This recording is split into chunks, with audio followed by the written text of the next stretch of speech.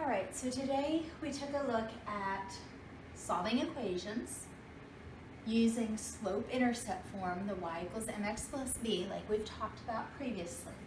This is one of the examples we did in class. So 4x plus 5y is greater than 10. You can see the steps we took to solve for y.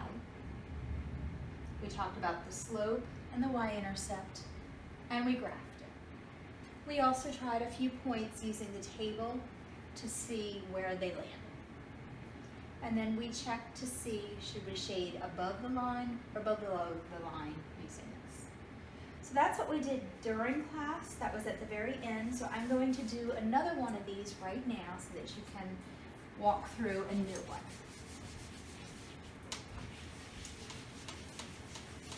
So let's see here.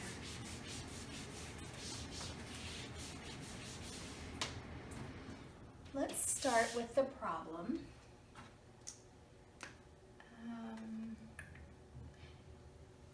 Let's do 5x minus 4y is greater than 10. So very similar to this problem, just these two are switched and this is a negative, okay? So you should push pause and you should go ahead and try these and then come on back and check. All right, so we are going to solve for y. We know we want the form y equals mx plus b for our slope-intercept. So because of that, we are going to solve this problem for our y, for our variable, okay? We talked about last week that there was a wall. You want y on one side and you want everything else on the other side. To do that, we are going to move this piece first. Those are the aunts and uncles. We're going to send them home. To send home, if this was just a 5, so just imagine if that was a 5, we would want to do the opposite. So what we are going to do is the opposite of positive 5x, which is a negative 5x, to both sides. Now, because we want to solve for y equals our x term and then a number, we would actually like to rearrange this so that we have negative 5x plus 10. Because of the commutative property of addition, we are allowed to switch these around. The only thing we need to make sure is that negative stays with the 5x and this 10 would be positive.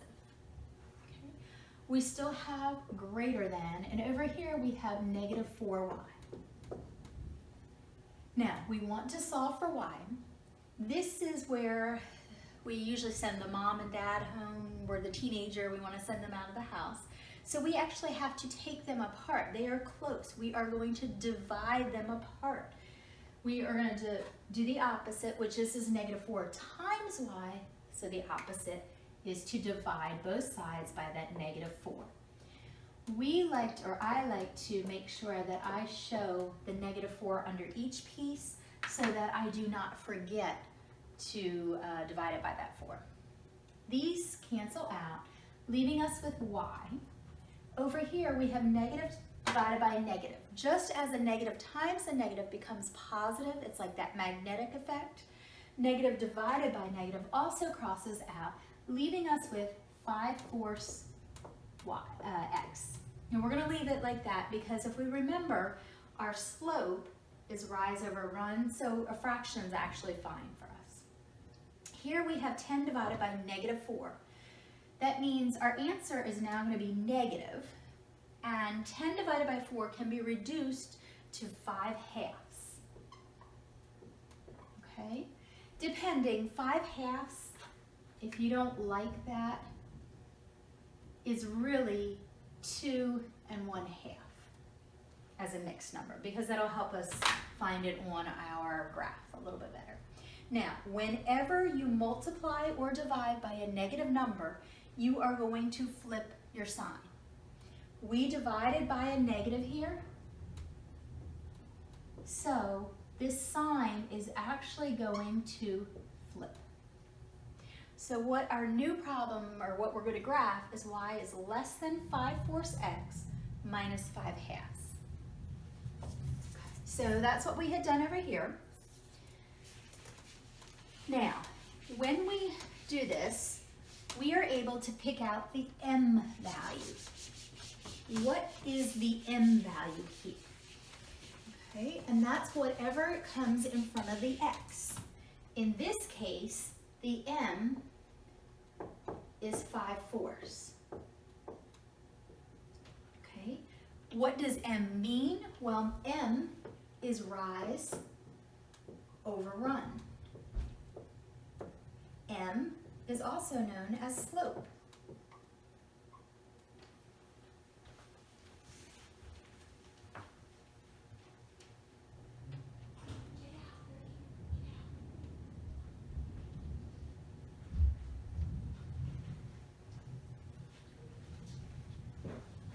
Okay, so that's what m means, and it always comes before the x term, which is right here. The b is whatever, it's plus the b. So the b is actually here, but normally there's a plus. That means this negative is actually part of the b. So our b is negative 5/2. Okay. The slope and the intercept. So this is your y-intercept.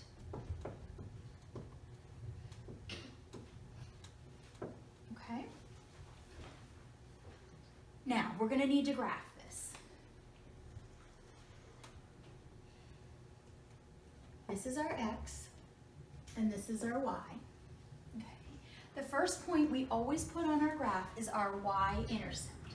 This is negative 5/2 or negative 2.5 on the y-axis. So there's 1, 2, 3. So it would be right here. If you're not sure about that, if we look in our table, if we put in x is 0, we get, this. So that means 5/4 times 0 minus the 5/2. 0 times anything goes away, and we're left with the negative 5/2. So your first order pair is 0, negative 5/2, which is here. 0 in the x direction, and then 1, 2, actually, that's not correct because it's a negative 5/2. So that's actually down here, 1, 2, 3. So that would actually be right there. Sorry about that. So this is the negative 5/2, and that's your y-intercept. From that point, we are now going to use our slope.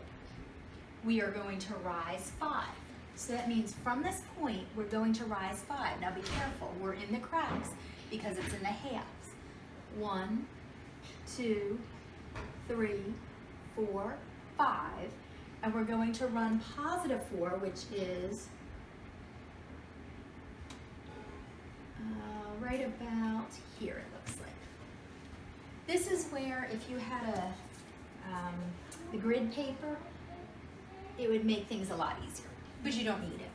But if you have it, it makes it easier. Okay, 2 points make a line. So right now we could go ahead and connect our points. But what if we did something wrong? I like to find one more point. So I'm going to go back to my y-intercept, but this time I'm going to rise negative 5. So that means,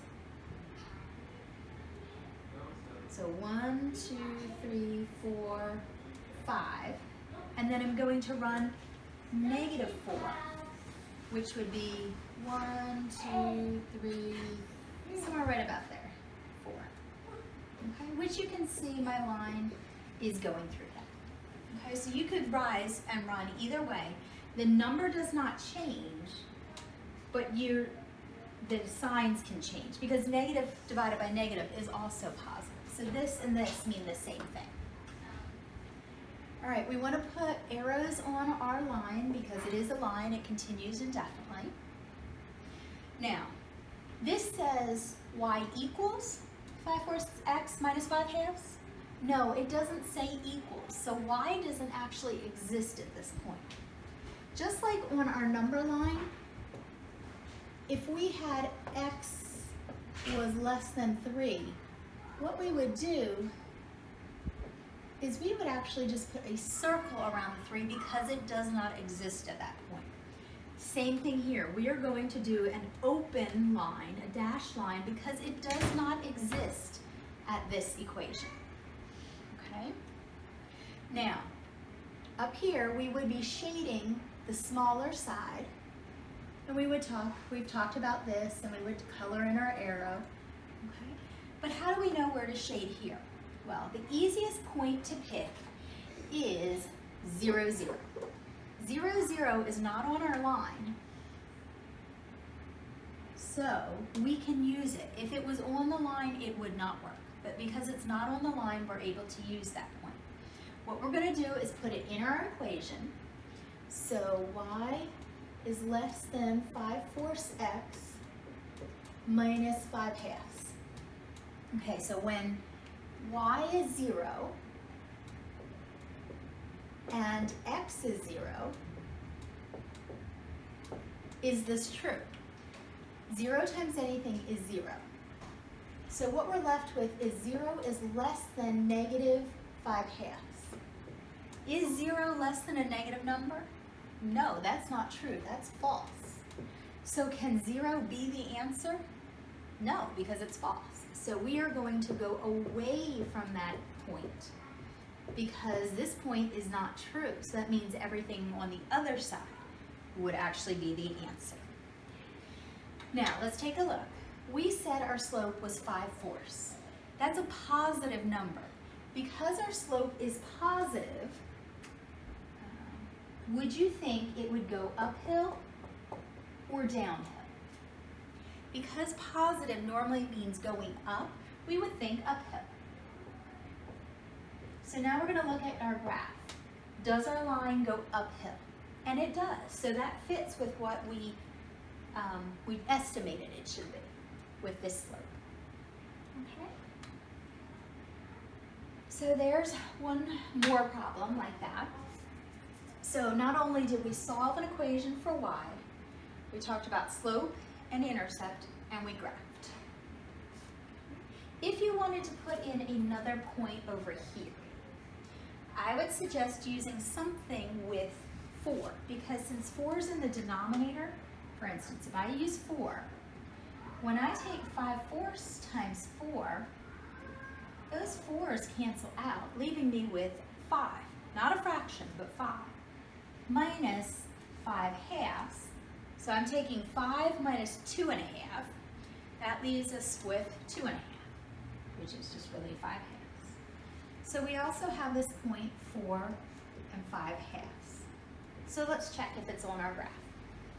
So 1, 2, 3, 4, and then 1, 2, 3, 4, 5.5. Either I did something wrong or my graph is really off. So let's check this again. So when x is 4, so that's right, we got 2 1/2. Oops, sorry. So that's 2 1/2. So that's 1, 2, and look, it ends up right there. Okay.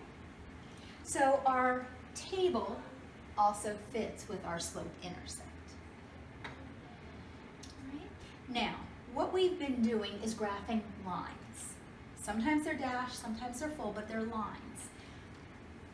A linear equation is of the form y equals mx plus b.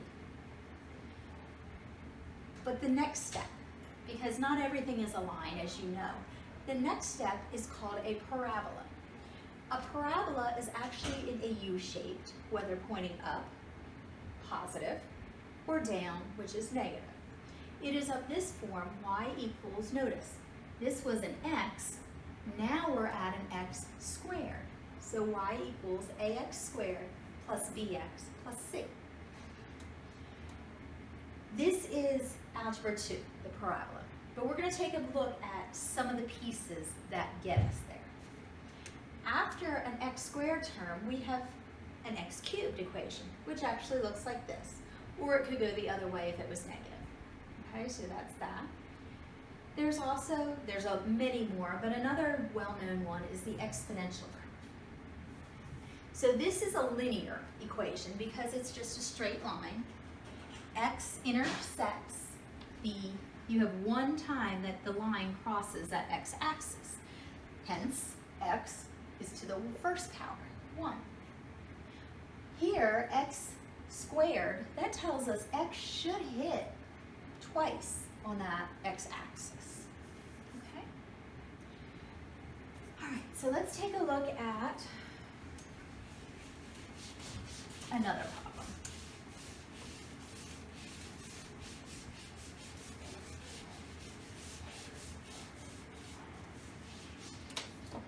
We're going to take a look at this problem, x minus 3y plus 6 equals 0. And we're going to graph this. Okay? Since we want to graph, and we don't see any x squared terms, chances are we are going to be solving for y equals mx plus b. So you're going to push pause and solve this for y. Once we do that, we'll go ahead and graph it.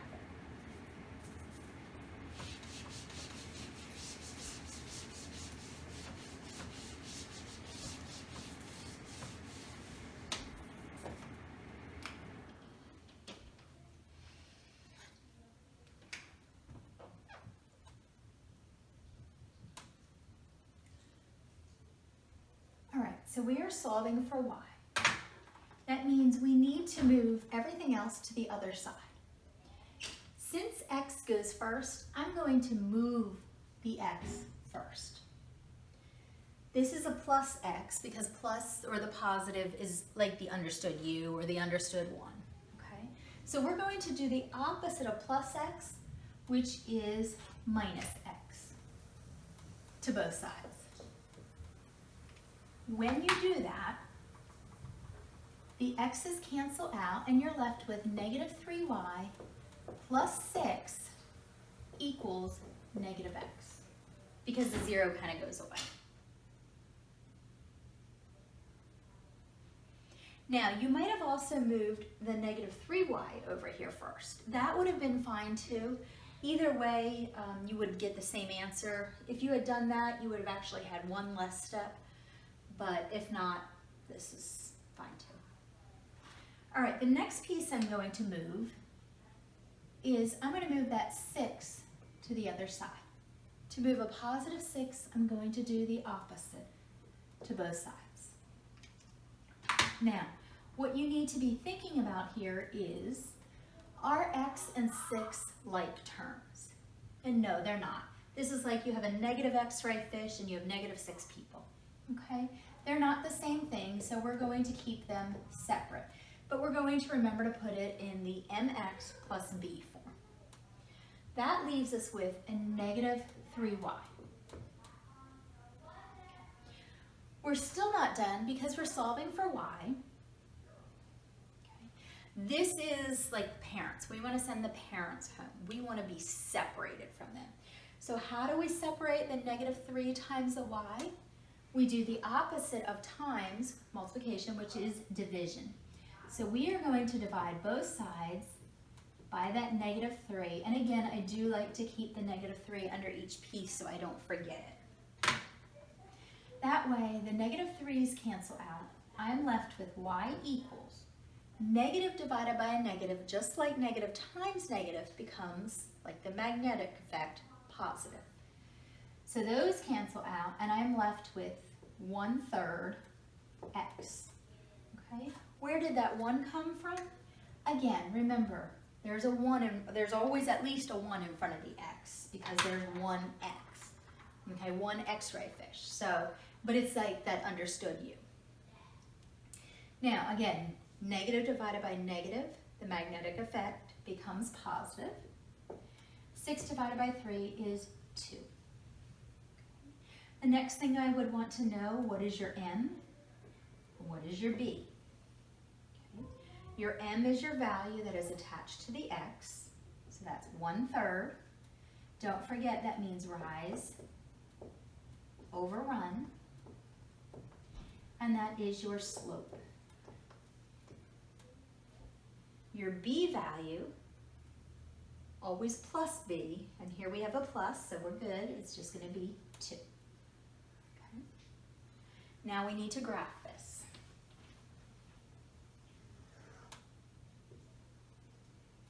Okay, we know that the origin is right here, the 0, 0 point.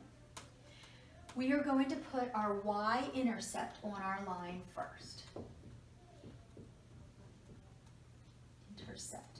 Remember, if you were working with a table, the y-intercept occurs when your x is 0. Okay, so what that means is, let me write the equation again, 1/3 times 0, which is 0, plus 2 gives you an answer of 2. So your ordered pair is 0, 2, which is exactly what this says. So we have 0 in the x direction, and we have 2 in the y direction. So that's the first point on our graph. Or if you're still working with a table, it's the easiest point to plug in. Okay? From there, our slope is 1/3. So we started our y-intercept, we rise 1, which would be right up here, and we run 1, 2, 3. So it's going to be, looks like right about there. Okay? So what that looks like is 1, 2, 3. That's when our x is 3. So let's plug in x is 3. And let's see. So 1/3 times 3, that actually gives us 1. 1 plus 2 is 3.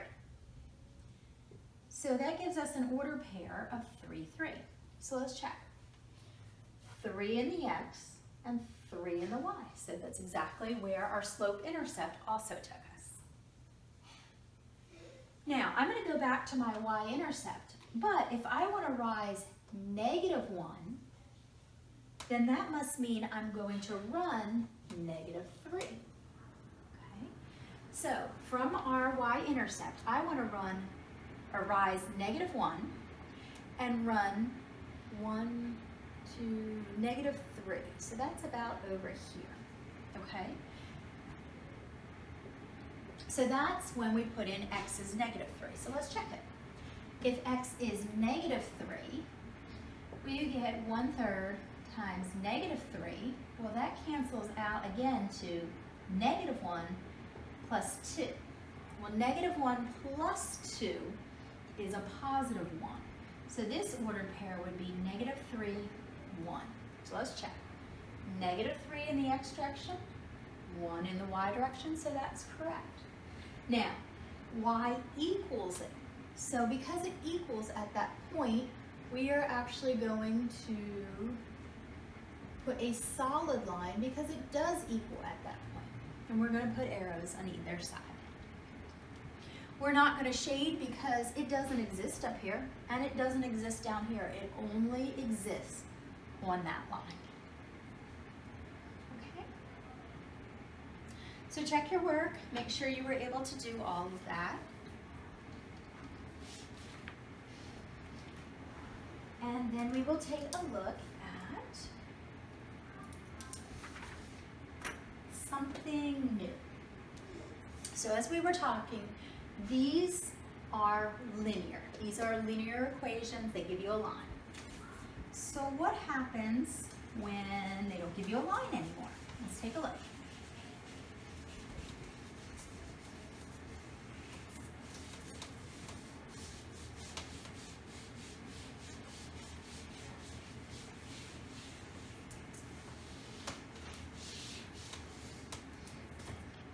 All right, so this problem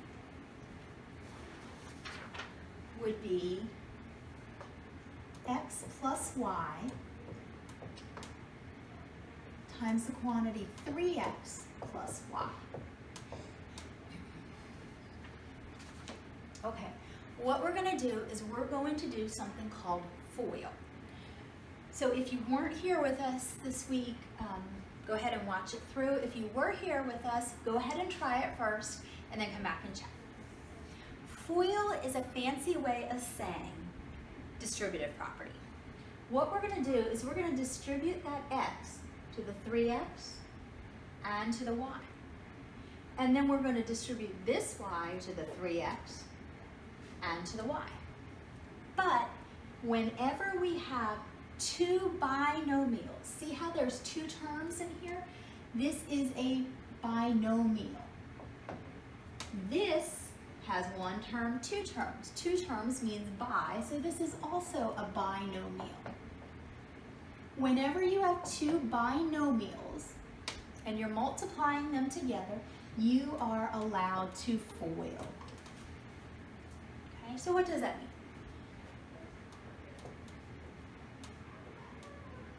Okay, so here we go. F stands for first. It is the first term in both parentheses. So it is x times 3x. Okay, you take the first term of both of those. You multiply those together. So, understood 1. 1 times 3 is 3. X times x tells us we have two x's, so x squared. Okay, so that is your first term. The next is O. O stands for outer. That is the outside of either parenthesis. So in this case, x, and over here, y. When you multiply those together, it's actually very easy, just xy.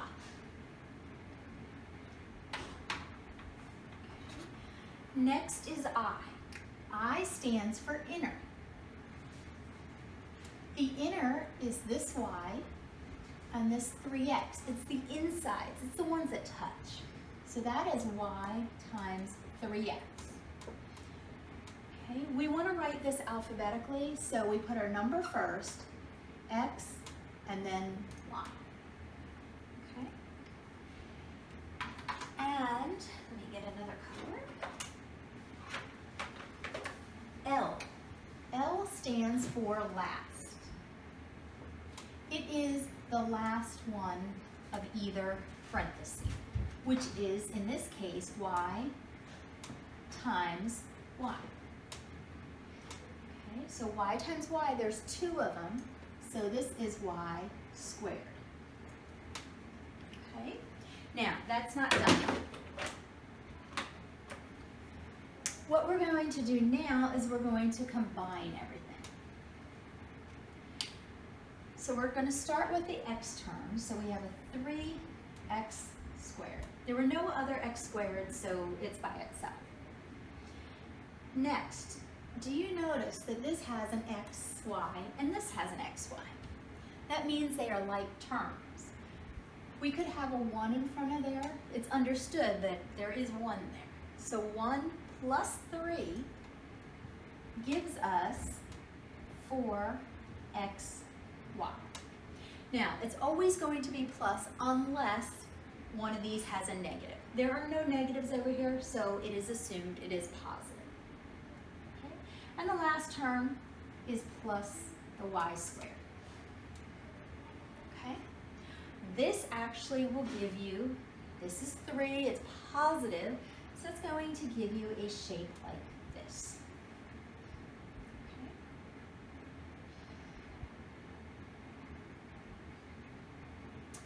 All right, so let's try another one.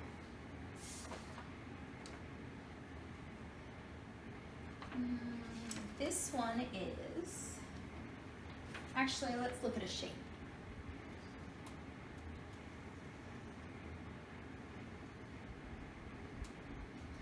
This is a right triangle.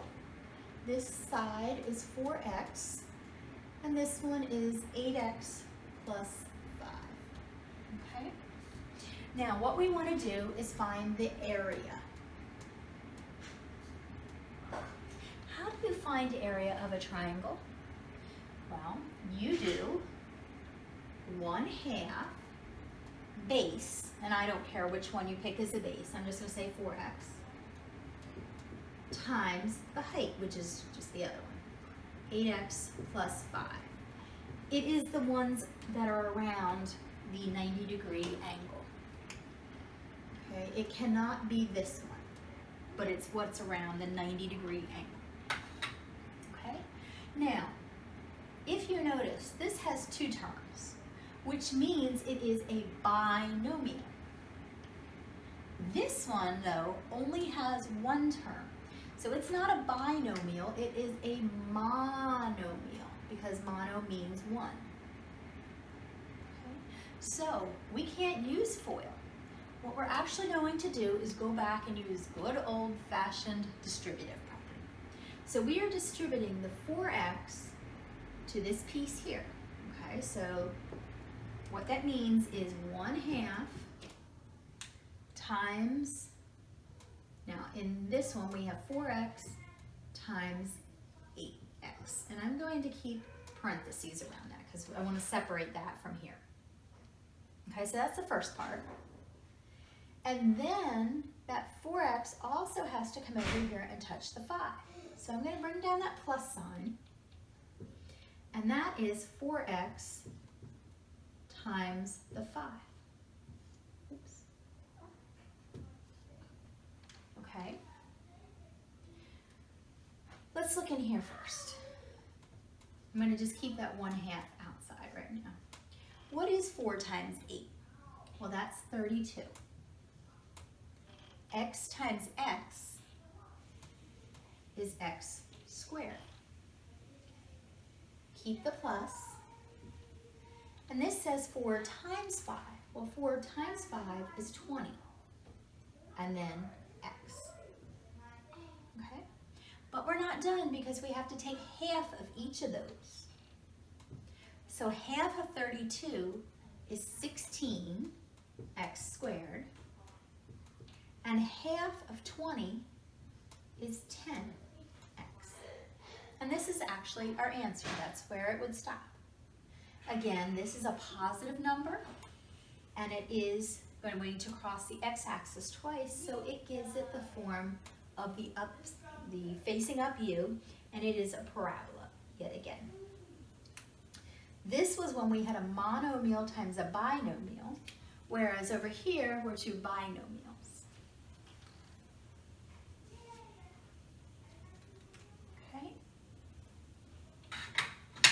Now, one other thing we can do with this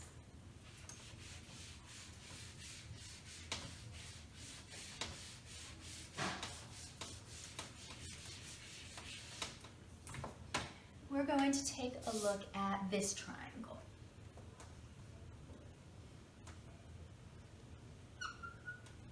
This is 2y squared.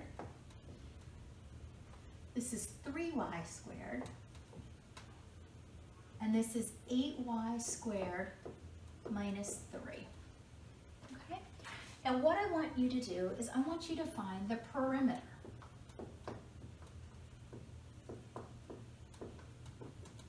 Okay? What does perimeter mean? Well, that's thinking of painting all the walls. Okay? So it's touching each of the walls. So the wall on this side is 2y squared. The wall on this side is 3y squared.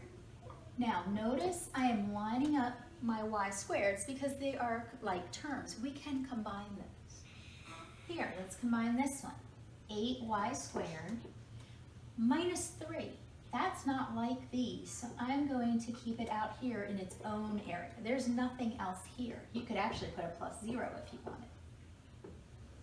And now we're going to add these up because perimeter says you would add them all up. When you add them up, you have a -3. Okay. Now you have 2 plus 8, which is 10. 10 plus 3 is 13y squared. Because this is saying 2 walls plus 3 walls plus 8 walls. You don't get to change the y squared. It just carries along. Okay? That's different than when you multiply and you change it. the variable. When you add or subtract, you're just going to bring it down. Okay?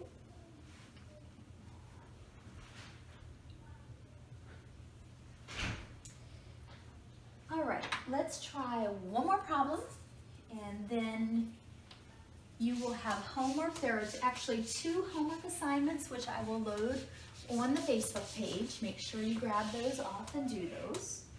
Make sure you watch this video and try all the different problems. And we actually do not have class again until July 10th, which is on your schedule, but July 10th is our next class. So you'll have plenty of time to watch the video, plenty of time to do the 2 different homework assignments. Okay, so the last one we're going to try is, we're going to do another FOIL. X plus 2, X minus 2, okay? So if you know how to do FOIL, go ahead and push pause and go ahead and do this. If you're not comfortable with it, notice how there are 2 binomials, 2 terms. So this is a binomial, 2 terms. This is another binomial.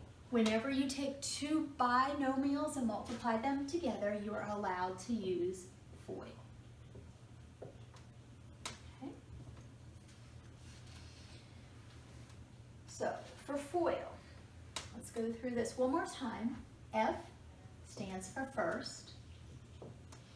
It is your x times your x. And that gives us x squared.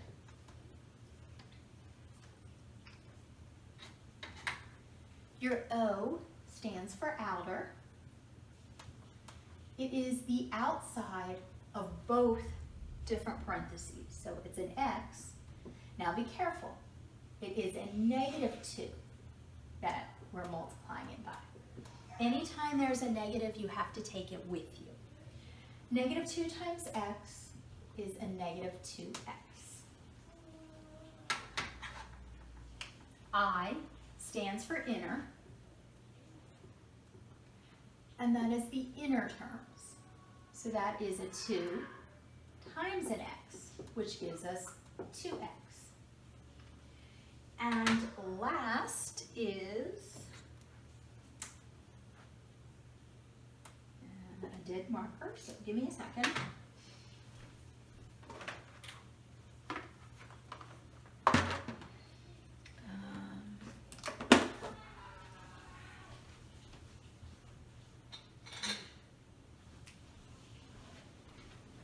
Last is this 2 and this -2. So we're going to take 2 times the -2. Okay, so 2 times 2 is 4, and we're going to still have that negative because we weren't able to get rid of it. Okay? Now, we need to put these together. So we have an x squared term, and nobody else has an x squared, so he'll be alone. Now, notice how these are both x terms. So I have -2 plus 2. So what actually happens there is they're canceling each other out. So these 2 go to 0. They disappear. They've taken care of each other. And we are left with -4. This is actually a very special equation. This is called the difference of 2 squares. Again, this is positive, so it's going to look like that. Okay? Your homework is, you have 4 problems to do, okay, and I will load that. And then you have another one of these pages. So for those of you that missed class, you're gonna have 2 of these to turn into me. And again, this one is finding any holes you might have in your math knowledge. This one deals specifically what we've done in the past 2 weeks or so, okay? So I will see you July 10th. Make sure you watch this video and try all the different problems and do the homework, okay? okay? And I'll see you next time. Thanks for joining me. Bye.